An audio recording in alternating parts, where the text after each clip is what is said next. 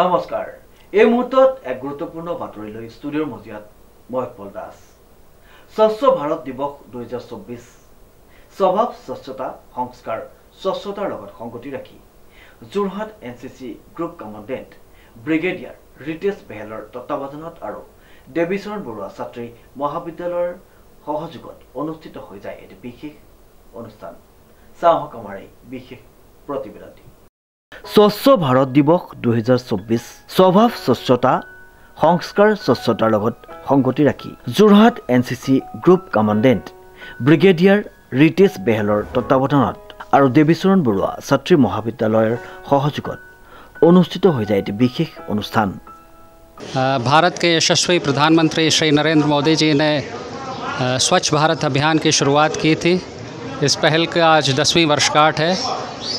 Jorhat group NCC पिछले 15 दिन से स्वच्छता अभियान चला रहा है और स्वच्छता पखवाड़ा का आयोजन कर रहा है। इस 15 दिनों में जोरहाट ग्रुप की सभी यूनिट्स और सभी कैडेट्स ने बड़े ज़ोर शोर से हिस्सा लिया। कई एक्टिविटीज़ जैसे कि पोस्टर मेकिंग कंपटीशन, नुक्कड़ नाटक, river cleaning, station cleaning, rallies, प्रभात फेरी, वॉकथॉन्स का ऑर्गेनाइज़ किया गया और जन चेतना को जगाने की कोशिश की गई। हमारे करीब 8000 कैडेट्स ने इस स्वच्छ भारत पखवाड़े में हिस्सा लिया और हम गर्व के साथ कह सकते हैं कि हमें इस अपने कैडेट्स के योगदान पर बहुत गर्व है और बड़े ही रुचिपूर्ण हमारे कैडेट्स ने स्वच्छ भारत अभियान में हिस्सा लिया। धन्यवाद। जय हिंद।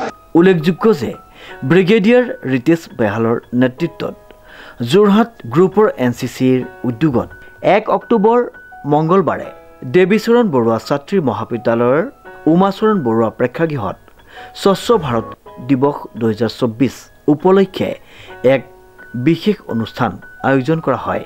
অৰণ্য মানৱ পদ্মশ্ৰী যাদৱ পায়েঙে উক্ত কাৰ্যসূচীত অংশগ্ৰহণ কৰি ৰোপণ কৰে বৃক্ষ।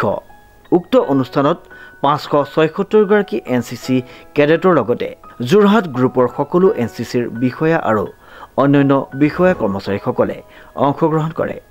যোৰহাট এনচিচি কেডেটৰ দ্বাৰা পৰিচালিত স্বচ্ছতা হি সেৱা অভিযানে পৰিষ্কাৰ পৰিচ্ছন্নতা আৰু পৰিৱেশ সুৰক্ষাৰ সম্পৰ্কে সজাগতা বৃদ্ধিৰ যথেষ্ট অৰিহণা যোগাইছে।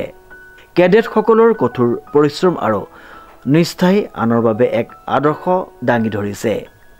এনচিচি গ্ৰুপে সম্প্ৰদায় কল্যাণ আৰু ৰাষ্ট্ৰীয় উন্নয়নৰ প্ৰতি নিজৰ দায়বদ্ধতা শক্তিশালী কৰাৰ লগতে একেধৰণৰ পদক্ষেপ গ্ৰহণ কৰাৰ পৰিকল্পনা কৰিছে। 2024 চনৰ 17 ছেপ্টেম্বৰৰ পৰা 2 অক্টোবৰলৈ অনুষ্ঠিত এই দুসপ্তাহজোৰা অনুষ্ঠানত ব্ৰহ্মপুত্ৰ নদীৰ পাৰ চাফা কৰা, বেষ্ট টু আৰ্ট প্ৰতিযোগিতা, গণ শ্ৰমদান, প্ৰভাত ফেৰী, বাটৰ নাট আৰু সজাগতামূলক বক্তৃতা, য'ত মুঠ 8000 কেডেটৰ গোটটোৱে সক্ৰিয়ভাৱে অংশগ্ৰহণ কৰিছিল আৰু পৰিষ্কাৰ পৰিচ্ছন্নতাৰ গুৰুত্ব প্ৰদৰ্শন কৰিছিল। উক্ত বিশেষ অনুষ্ঠানটিত পদ্মশ্ৰী যাদৱ পায়েং আৰু গ্ৰুপ কমাণ্ডাৰ ব্ৰিগেডিয়াৰ ৰিতেশ বেহালে বৃক্ষ ৰোপণ কৰি তেখেতসকলৰ বহুমূলীয়া মত পোষণ কৰে। উক্ত অনুষ্ঠানতেই এনচিচিৰ ক্ৰেডেটসকলে স্বচ্ছতা হি সেৱা শীৰ্ষক সাংস্কৃতিক এটি 12দিনীয়া কাৰ্যসূচী প্ৰদৰ্শন কৰি উপস্থিত সকলোকে আপ্লুত কৰি তোলে।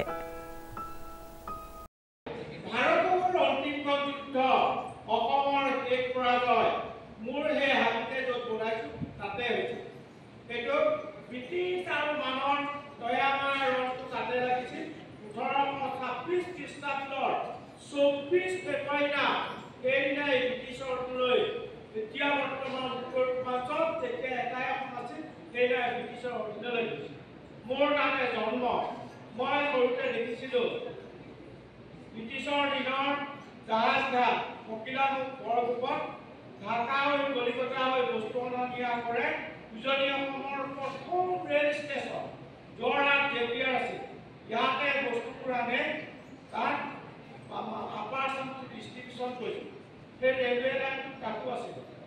দুৰ্ভাগ্যবশতঃ 1965 চনৰ পৰা 1970 চনৰ ভিতৰত 10 কিলোমিটাৰ সেইটো গৰাখোৱাই হৈ গৈছিল।